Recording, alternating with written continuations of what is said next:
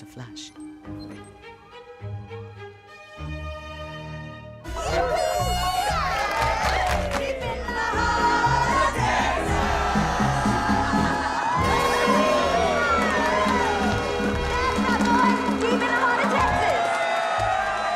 Harry leans Haystack's Dawn against the wall, then looks behind him to the far end of the gallery, but sees nothing.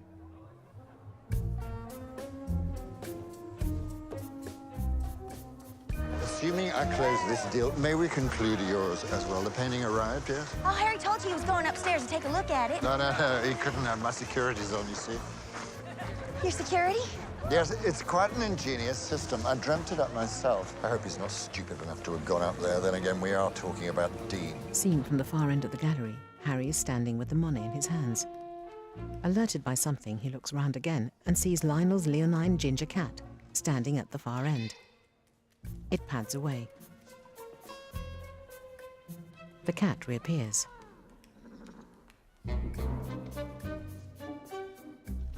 He lifts Haystack's Dawn again, but is alerted by a new sound behind him. Of a full-grown lion. Oh. Shit. Go away. He retreats, holding the painting in front of him like a shield. No, there's no need for that. He backs into Russo's painting of a lion. Now stop it. Stop it. Ow! Harry? Damn. Okay, Harry, I'm gonna have to take him down. She yanks down a curtain cord. Yeah! Come on, big boy! Bad lion! Come on! The lion trots towards her. Come on! She kicks off her shoes and swings her lasso. As it leaps up, she catches its front legs, but is pulled along by its strength. Harry gapes in alarm. To the deal, then. As the Japanese raise their glasses, fireworks explode in the air. The lion lies on the floor, legs all roped up. That's that. You sure he's secure there? Oh, yeah, no, that's a double granny. He can't work out of that. Miss Brzezinski, your timing is impeccable. Thank you. Yeah, well, I can handle just about anything. Got 4 legs. Once you trip them up, they're gravy. As your mama used to say. I'm going to get somebody to deal with him. PJ finds Lionel in the grounds, gazing up at the fireworks along with his Japanese chums. Hey, Shabby. Where on earth have you been? Well... God, Dean, this is so typical of you.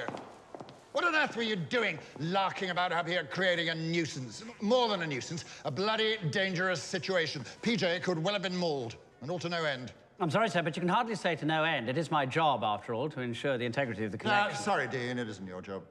Sorry to have to break it to you like this, but we're knocking it on the head.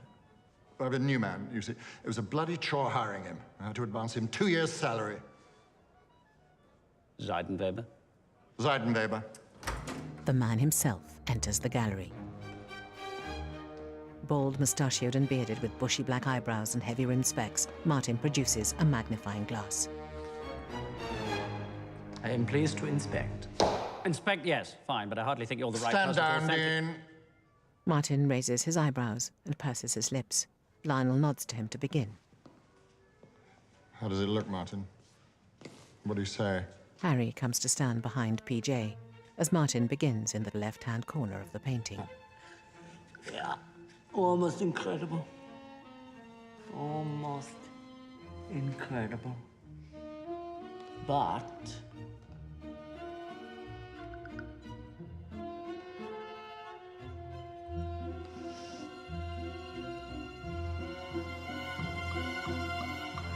yeah. The painting is in order.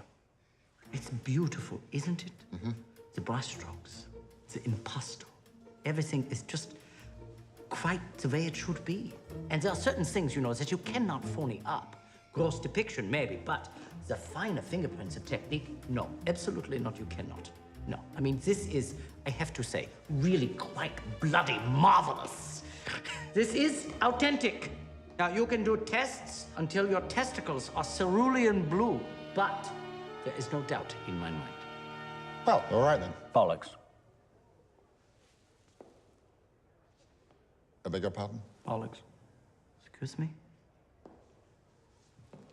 Anyone with an eye can see that something is amiss here. What the devil? Are you... Harry rubs the canvas.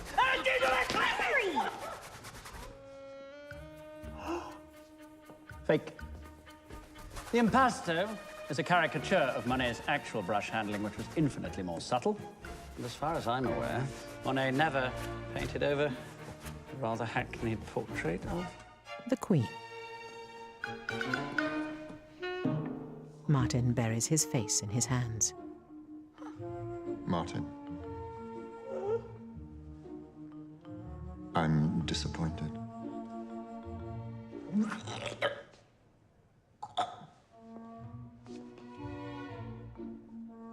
Imagine how I feel. The faintest shadow of a smile flits from Harry to PJ. Auf Wiedersehen. Meine Lieblinge. As Martin takes his leave, Lionel turns to PJ. And as for you, you're either rather clever or not clever enough. Either way, it's clear that you're of no further use to me. Speaking of clever, what'd you expect? It was hanging on a wall in a trailer in Texas. And besides, I was never gonna be any use to you. No harm done. Just a bit of a waste of time, and that's all. Well, Dean, against expectations, you seem to know what you're on about, rather. You will continue in the job. Now, if you'll excuse me, I think not, sir. You think not what? I think not regarding continuing in the...